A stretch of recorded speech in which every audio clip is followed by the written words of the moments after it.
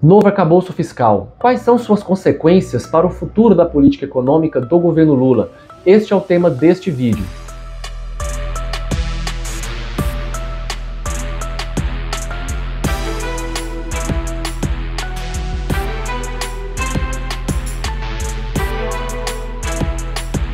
Olá, eu sou Diogo Santos, sou economista e vamos discutir quais são os efeitos da nova regra fiscal aprovada pela Câmara, que ainda precisa ser aprovada pelo Senado, para o futuro da política econômica do governo Lula. E para entendermos essas consequências, precisamos dar dois passos atrás para entender o contexto em que se discute essa nova regra fiscal.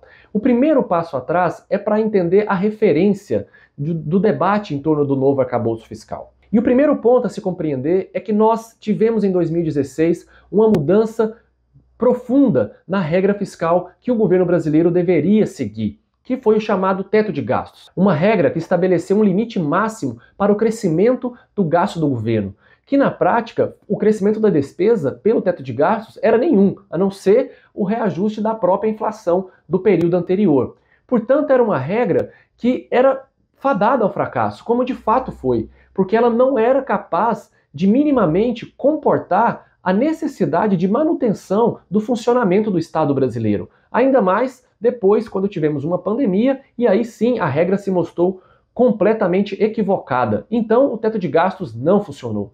Porém, o teto de gastos ele cumpriu um outro papel muito importante e que tem implicações para o debate agora, atual. Por quê? Porque o teto de gastos passou a ser a referência do debate sobre o que deveria ser a política fiscal do nosso país. Que o Brasil deveria sim ter uma regra de controle de crescimento de despesas do governo e que deveria ser uma regra que tivesse como objetivo, como horizonte, diminuir a relação entre a dívida do governo e o PIB brasileiro. Então, essa passou a ser a referência. Importante a gente entender que o golpe de 2016 não só colocou governos ultraliberais à frente do país, governo Temer e governo Bolsonaro, mas também realizaram reformas institucionais no funcionamento do capitalismo brasileiro. Reformas institucionais, elas alteram as regras do jogo do sistema econômico. E a alteração dessas regras altera também o poder relativo que cada classe social, que cada fração de classe tem para garantir que os seus interesses sejam os interesses que prevalecerão na disputa econômica. E foram uma série de reformas institucionais que alteraram essa correlação de força entre as classes sociais. E o que nos interessa hoje é essa reforma do teto de gastos, que ela colocou no centro da política fiscal os interesses estritos da burguesia financeira. E essa alteração, ela passa então a servir de referência para o debate contemporâneo. Então, se o teto de gastos, por um lado, ele não funcionou, ele funcionou para alterar o padrão da discussão sobre o que deveria ser a política fiscal. Para a burguesia financeira, por mais que um ou outro representante da burguesia financeira reconheça que o teto de gastos ele faliu, mas de modo geral, em termos dos seus interesses, o que interessa à burguesia financeira era a manutenção do teto de gastos, ou de algo muito próximo a ele. Portanto, a referência para se discutir o novo arcabouço fiscal tem que ter como ponto de partida essa alteração da correlação de forças provocada pelo golpe de 2016 e pelas reformas institucionais que foram realizadas em seguida. E a outra reforma institucional que fica imbricada com a reforma fiscal nesse momento, que é a autonomia do Banco Central. A autonomia do Banco Central tem se demonstrado atualmente como uma das reformas que mais impactou essa distribuição de poder entre as classes sociais. Essa atual diretoria do Banco Central, com a autonomia que está garantida a ela, mantém uma política monetária que coloca a política fiscal do governo sob completo controle. É exigido que o governo proponha uma política fiscal, proponha uma regra fiscal que seja a mais próxima possível daquela que interessa ao mercado financeiro, para aí sim o mercado financeiro e o Banco Central autônomo aceitarem realizar uma política monetária que não seja essa de estrangulamento da economia brasileira que nós estamos vivendo neste momento. Portanto, essa alteração institucional coloca o governo brasileiro sob uma margem de manobra muito mais estreita. E essa já é uma primeira consequência importante para esse governo Lula. Esse governo Lula vive numa situação de maior constrangimento institucional para realizar um programa, muito mais do que foram os constrangimentos observados pelos dois primeiros governos Lula lá nos anos 2000. Então o governo Lula agora, ele passa por uma situação de ter que enfrentar, para realizar o programa eleito, que foi aprovado nas urnas em 2022, passa a ter que enfrentar um cerco maior e, portanto, tem uma margem de manobra mais estreita para realizar essa política. Agora, isso não pode ser dito no sentido de paralisar e que seja aceito qualquer coisa, qualquer pequena melhora que for realizada pelo novo arcabouço fiscal ou pelas medidas do governo Lula, mas sim para entender qual é o patamar em que se disputará a implementação do novo programa que foi eleito o ano passado. A disputa por esse novo programa não se encerrou quando Lula foi eleito. A disputa é permanente, porque não só há uma mudança institucional em relação ao que foram os primeiros governos Lula, como existe uma correlação de forças distinta no Congresso e existe também uma ampla composição heterogênea de forças dentro do próprio governo. Portanto, é necessário entender esse ponto de partida para, desde já, todos que lutam, desejam e vão se mobilizar pelo sucesso, pelo êxito do governo Lula, entenderem que essa batalha desse novo governo vai exigir um nível de pressão extra-institucional maior para conseguir fazer avançar e implementar o programa eleito lá nas urnas em 2022. Então esse é o primeiro ponto de referência. Nós temos nesse momento uma burguesia financeira com mais poder institucional e, portanto, com mais poder para constranger a política econômica do governo. E nesse contexto, acaba de ser aprovado, a Câmara aprovou, o chamado novo arcabouço fiscal. É mais uma regra fiscal, além de outras 3 que o governo já tem, que o Brasil já tem, que são a regra de ouro, a lei de responsabilidade fiscal e também a lei de resultado primário, que não é uma lei, é uma regra que é inclusa na lei de diretrizes orçamentárias a cada ano. Então já existem 3 outras regras de comportamento da política fiscal no Brasil e agora, desde 2016, foi aprovada uma nova regra e que agora é alterada, atualizada com o novo arcabouço fiscal. O novo arcabouço fiscal tem algumas consequências muito importantes para a política econômica do governo Lula. Mas vamos dizer de algumas características que esse arcabouço tem, em termos positivos e negativos, para termos uma visão, ainda que ampla, ainda que geral, sobre o que é essa nova regra fiscal para o Brasil. Em primeiro lugar, o que tem de positivo o novo arcabouço fiscal? Uma mudança na forma em que o governo deve perseguir a regra de superávit primário, de resultado primário. O governo deve, como todos os governos já anteriores já faziam isso, que é estabelecer uma meta a ser alcançada de resultado primário. Então o governo brasileiro, por exemplo, está se propondo que para 2024 o resultado primário será 0, ou seja, a receita confrontada com as despesas primárias vão ser 0, ou seja, não vai ter déficit e nem superávit. O governo brasileiro, a partir de agora, se aprovado o novo arcabouço fiscal, ele poderá atingir essa meta ou ficar até 0,25% do PIB abaixo dessa meta, que ainda será considerado que a meta foi cumprida. Ou seja, existe agora um intervalo em que o governo brasileiro deve perseguir para ter a sua aprovação de que ele conseguiu, de fato, atingir a meta de resultado primário. É 0,25% abaixo do centro da meta e 0,25% do PIB também acima do centro da meta. É um intervalo como temos também na política de metas de inflação no nosso país. Só que tem um problema nessa regra que nós vamos discutir agora no que se refere à forma como será acrescido o investimento público ano após ano a partir desse novo arcabouço fiscal. Mas antes disso, é preciso dizer que além dessa novidade importante que o novo arcabouço fiscal traz de criar uma banda, um intervalo no qual o resultado primário será considerado como alcançado, além disso, ele flexibiliza aquela regra muito rígida e inaplicável que era do teto de gastos, que não só era uma regra em termos fiscais, mas era também uma tentativa de revogar a Constituição brasileira naqueles pontos, naqueles aspectos que estão lá no seu capítulo 2º, que diz dos direitos sociais. Porque o tamanho estrangulamento causado pelo teto de gastos, ele na verdade era uma tentativa de reescrever a Constituição de 88 de uma nova forma, sem ter que passar por uma reforma constitucional ampla. Então, o novo arcabouço fiscal, ele flexibiliza aquela rígida regra, porque a partir de agora existe também uma possibilidade de crescimento da despesa pública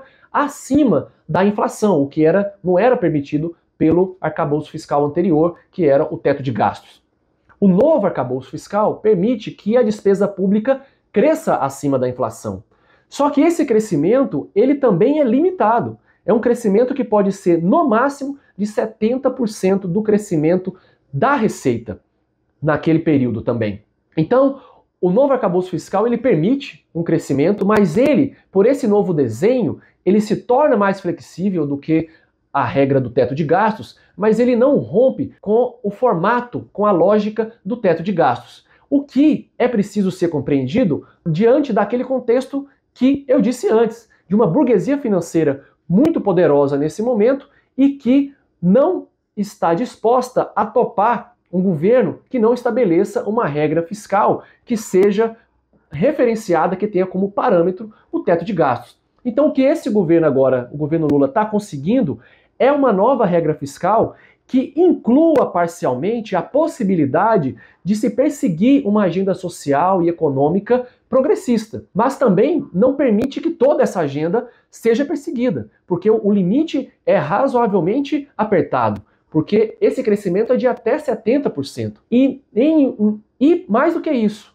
na situação em que a meta de superávit primário, a meta de resultado primário não seja alcançada, fique abaixo do limite inferior desse intervalo em que a meta deve ser alcançada, o governo só poderá aumentar no período seguinte menos do que os 70%. Poderá aumentar no máximo das suas despesas, no máximo 70% do que foi o crescimento da receita do governo no período anterior. Ou seja, limita ainda mais a possibilidade de crescimento das despesas do governo. E tem outro ponto, que é um ponto positivo, que agora essa nova regra estabelece um piso mínimo de investimento público, de 0,6% do PIB em cada ano. E permite também que, se o resultado primário for alcançado, o governo poderá pegar o excesso de recursos poupados acima do resultado primário e, no período seguinte, destinar para investimento público, crescendo então o investimento público. Acontece que essa regra, apesar de ser positiva, ela embute ainda um olho torto da regra fiscal para o investimento público. Ainda não entende o investimento público como algo fundamental, essencial e crucial para o crescimento e o desenvolvimento econômico do país. Por quê? Porque só poderá ser ampliado o investimento público se o resultado primário ficar acima do limite superior deste intervalo em que o resultado primário deve ser cumprido. Não basta atingir o centro da meta do resultado primário. O governo deve superar o valor limite superior para que essa regra do deslocamento de recursos para investimento possa valer. E mesmo assim, o deslocamento, esse aumento no investimento no período seguinte, será no máximo 70% desse valor excedente acima do limite superior da regra de resultado primário. Então, há uma possibilidade de aumento do investimento, só que também com uma série de regras e restrições que impede efetivamente que esse investimento possa crescer mais livremente. E ele é um gasto essencial para o desenvolvimento econômico. Então, o que nós temos é, em um cenário em que uma burguesia financeira ela é mais poderosa, com mais poder institucional, e sem contar o poder institucional alcançado pela direita liberal na Câmara dos Deputados e a composição também do próprio governo Lula, temos agora uma nova regra fiscal que sim, ela flexibiliza, ela não é a mesma coisa que o teto de gastos. Ela permite que parte da agenda social e progressista do governo Lula possa ser perseguida, só que em limites bastante estreitos, colocando grandes desafios para o futuro do governo Lula em termos de cumprir o programa, parte do programa que foi eleito nas urnas. E as consequências principais dessa nova regra para esses objetivos, para a política econômica do governo Lula, em primeiro lugar, fica-se estabelecido uma forte necessidade do governo perseguir a cada ano uma ampliação da arrecadação, porque a despesa só pode crescer se também a receita crescer. E a receita tem que crescer à frente, porque é preciso cumprir a regra de superávit primário para depois o governo ter a possibilidade de crescer suas despesas em 70% do que cresceu a receita no período anterior. Então o governo vai ter que fazer um esforço de crescimento de receita, o que significa também comprar mais brigas eventualmente. Tributar setores e atividades que não são tributados ou são subtributados atualmente, rever desonerações tributárias de setores que podem ter forte poder econômico, mas também forte poder político. Então o governo também terá que comprar mais brigas para fazer crescer o resultado também da sua receita, de crescer a receita, a arrecadação do governo em cada ano. Então essa é a primeira consequência imediata que o novo arcabouço fiscal traz para o governo. E tem outra consequência muito importante e mais estrutural para a política do governo, é que, diante de uma política fiscal que não estará totalmente à disposição do governo para induzir o crescimento e o desenvolvimento econômico, o governo precisará realizar uma coordenação do restante da política econômica maior, com mais agilidade, com maior estratégia e maior coordenação. O que é parcialmente distinto do que foram os primeiros governos Lula. Porque os primeiros governos Lula teve uma política industrial relevante, mas que foi perdendo efetividade e coerência com o passar dos anos, teve investimento público importante, teve sim um papel importante da Petrobras, do BNDES, só que não havia uma estratégia coordenada para garantir que esses resultados estivessem sendo mensurados, acompanhados e que se visse e que se observasse claramente para onde estavam sendo levados essa política econômica do governo.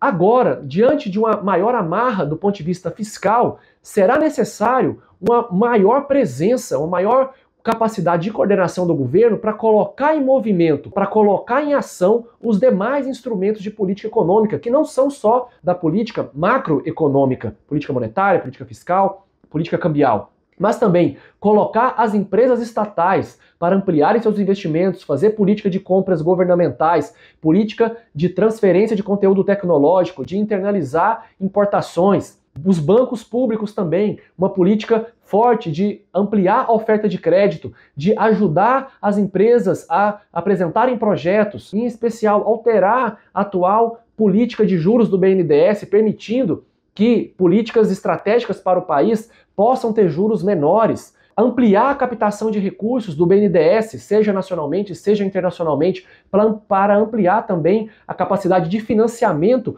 tanto do setor público quanto do setor privado no Brasil. Então, há necessidade de uma maior coordenação da política econômica, ou que nós poderíamos chamar da política de desenvolvimento do governo, que vai além da política macroeconômica. Uma política industrial com estratégia, com coerência, vinculada a uma política comercial que dê conta de ampliar o conteúdo tecnológico e a participação de produtos de maior conteúdo tecnológico nas exportações brasileiras. Ou seja, essa necessidade do governo ter uma estratégia mais clara de desenvolvimento, ela se amplia diante de uma política fiscal que vai sofrer limitações, ainda que não serão limitações tão severas e tão injustificáveis como eram as restrições impostas pelo teto de gastos. Mas sim, serão restrições relevantes que necessitarão maior estratégia do restante da coordenação da política econômica do governo Lula. Concluímos aqui então o nosso vídeo